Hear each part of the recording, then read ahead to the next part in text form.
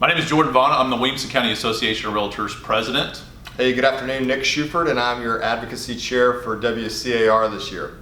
Nick and I just wanted to come to you on the other side of our landowner meeting that we had here last Monday and talk to you about the success that we had there. We had about 115 landowners there, standing room only, and just had an opportunity to talk to the landowners about what this Williamson 2040 land use plan looks like.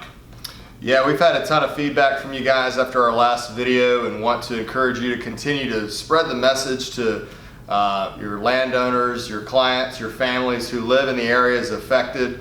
On the video, you're going to see a map of the county, and that map's going to show the areas in yellow specifically are the areas that will be affected by the downzoning from 1 unit per acre to 1 unit per 5 acres. So make sure you take a look at that. Jordan, tell them our website to check out. You want to go to williamsonland.com. That's going to really be a great landing site for you to go to educate yourself a little bit more about what this plan means. What we took from that meeting is we had Tom MacArthur talk about, from the appraisal standpoint, look at comps that were RD1 versus RD5. And what we found was the RD5 really brings in about half the value of the RD1. And so we looked at that. We also looked at the opportunity, we want to have conversation and dialogue of what are some alternate plans. What's been presented is either business as usual or town and country. And at the end of the day, we're just saying, hey, let's talk about what our other options are. Those can't be the only two options. Yeah, a lot of feedback we're hearing is that we just want to slow this down a little bit. It seems that this has been rushed through the process, and a lot of feedback is just, look, let's take a time out. Let's really review this and make sure that we're looking at all the aspects of it as a whole.